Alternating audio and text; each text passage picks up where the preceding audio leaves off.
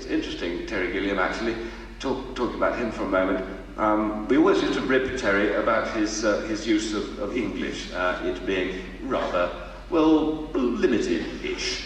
I remember on one occasion we were doing a theatrical tour of Canada, and one morning we were flying over the Great Lakes. In fact, Lake Superior is the lake in question, and Terry looked down over at Lake Superior and turned around to the rest of us and said, "Hey, you guys, a whole bunch of water."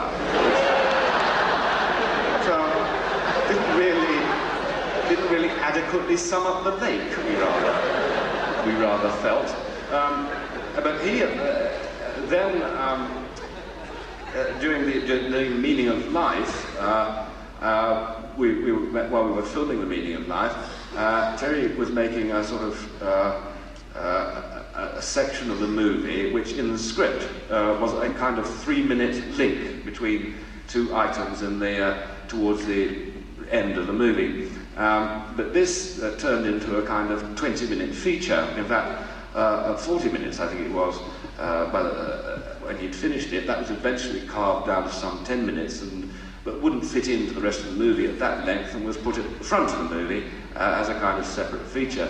That was the sort of Pearl Assurance, piratical city kind of feature, but that whole piece cost as much as the rest of the movie, which didn't make him popular with me. It meant that it was rather unlikely that film would ever go into profit.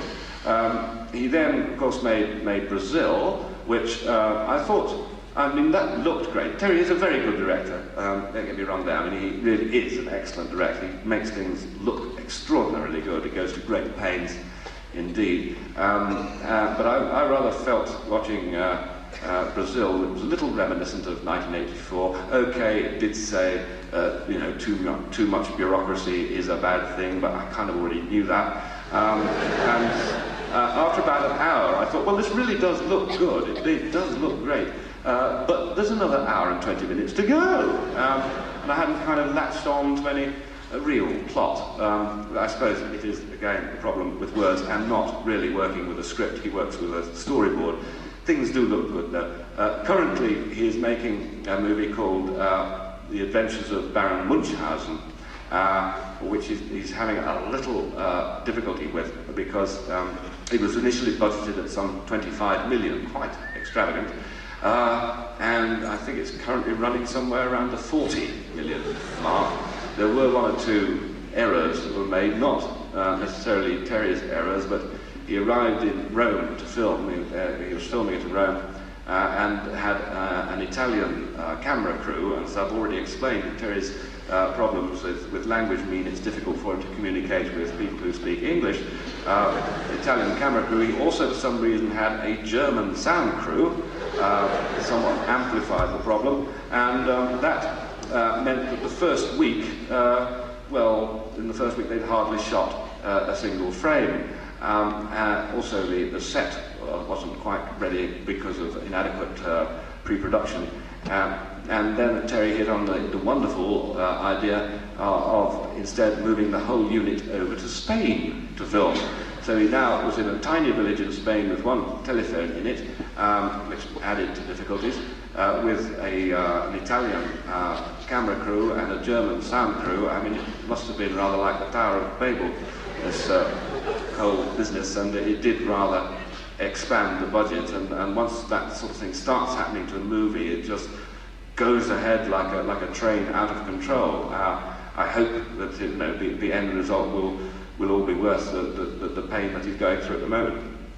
Anyway, that's rather a long answer to a question, isn't it?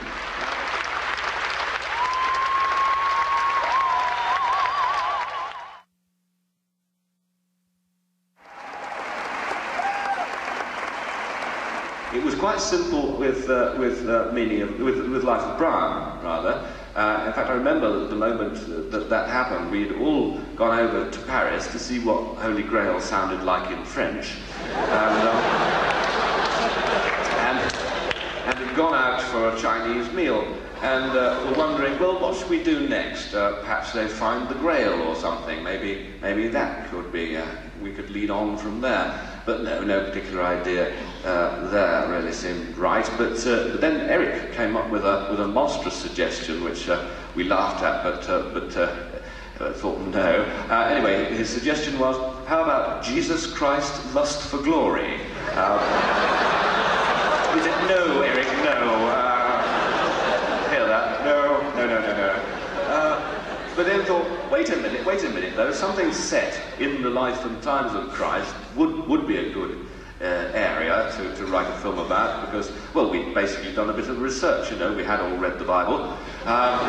So we thought that would be a fruitful area, and at that point it was going to be the Gospel according to St. Brian, and Brian was going to be a kind of 13th apostle who was always late turning up for miracles, I think.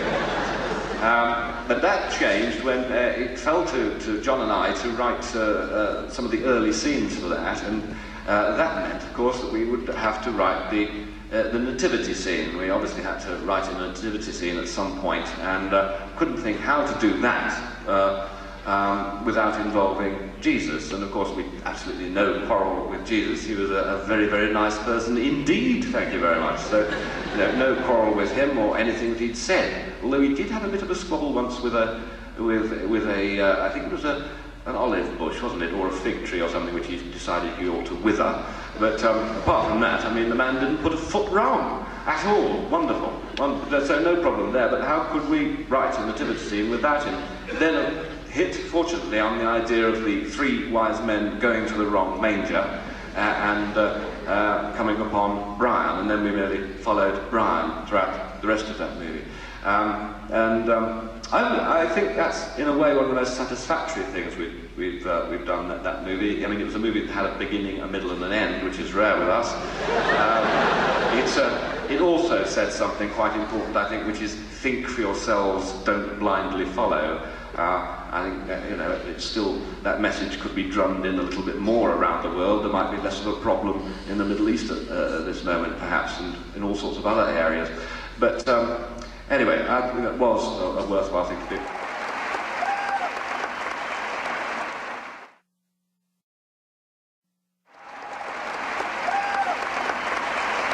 Has the Archdiocese of England ever asked you for a donation, invited you for an audience? Ask me for a donation? just shout, don't talk into that. Okay. One of the best things about Monty Python was your ability... Give him a chance, come on. Was your ability to make light of everything. Yes. Even though even things some people would say are untouchable. Yeah. In light of that, has the Archdiocese of England ever asked you for a donation, or asked you to come for an audience? The what of England? The Archdiocese, the Catholic Church. What's he saying? The Archdiocese? Oh, I see. Oh, I see. No, they haven't actually. But...